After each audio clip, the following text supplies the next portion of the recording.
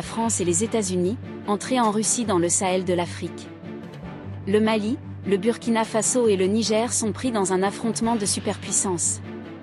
Dans une vaste étendue brûlée par le soleil, où les dunes de sable rencontrent le désespoir et où les djihadistes errent librement, les gouvernements vacillent au bord du précipice, une lutte de pouvoir se déroule comme jamais auparavant. Bienvenue dans le Sahel, une poudrière en Afrique de l'Ouest, où les États-Unis et l'Union européenne se précipitent pour rester pertinents alors qu'un nouvel acteur s'impose, la Russie. L'UE accuse le Kremlin de jouer les marionnettistes, tirant les ficelles au Mali, au Niger et au Burkina Faso.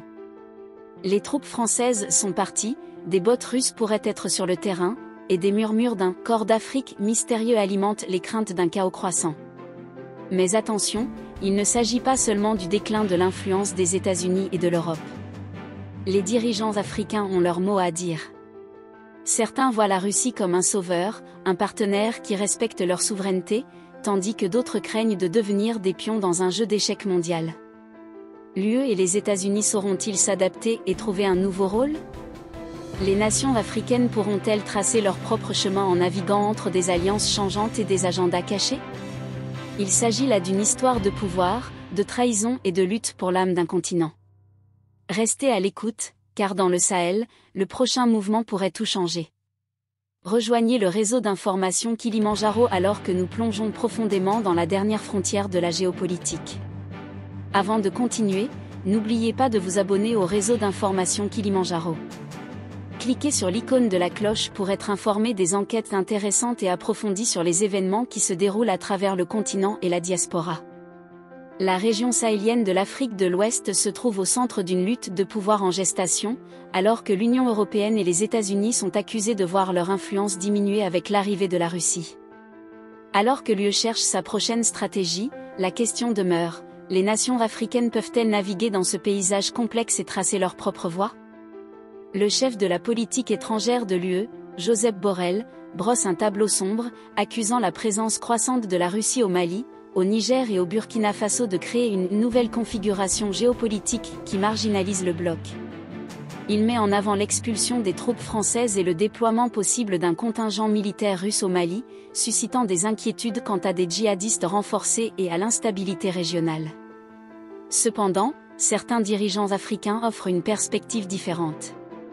Le président rwandais Paul Kagame souligne que la Russie, comme toute autre nation, a le droit d'être présente sur le continent.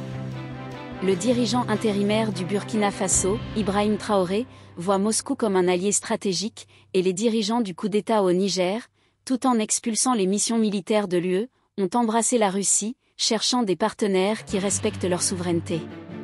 Ce changement reflète un sentiment plus large parmi certaines nations africaines qui regardent les puissances occidentales avec suspicion, les accusant d'ingérence néocoloniale.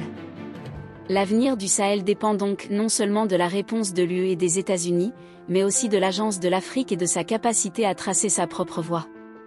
Quelles sont les solutions possibles et les scénarios futurs pour l'Afrique ?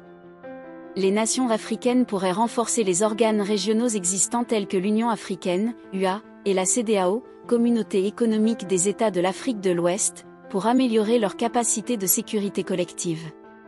Cela pourrait impliquer le partage d'informations du renseignement, des opérations militaires coordonnées et un échange d'informations pour contrer les menaces djihadistes.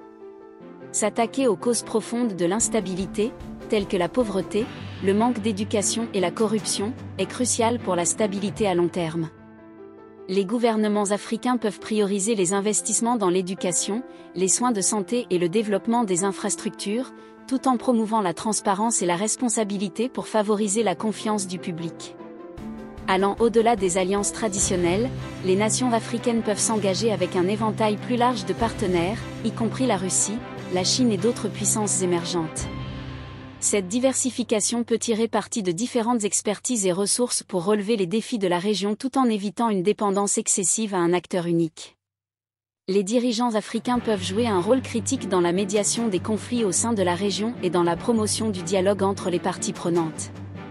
Cela pourrait impliquer la convocation de pourparlers de paix, la facilitation des négociations et l'offre de bons offices pour aider à trouver des solutions pacifiques aux différends régionaux. L'avenir du Sahel n'est pas prédéterminé.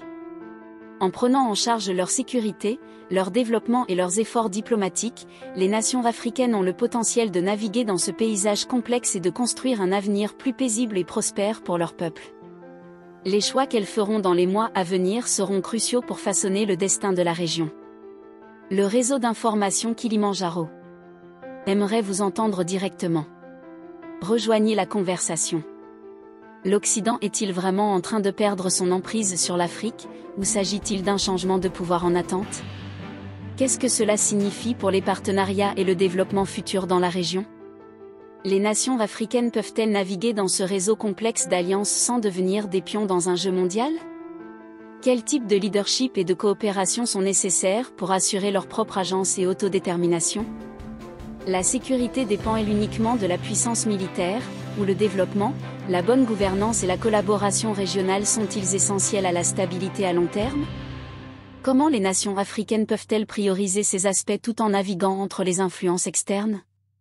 La Russie offre-t-elle vraiment une nouvelle perspective, ou son implication est-elle motivée par ses propres intérêts stratégiques? Les nations africaines peuvent-elles discerner de véritables partenariats des agendas cachés? Envoyez-nous vos messages.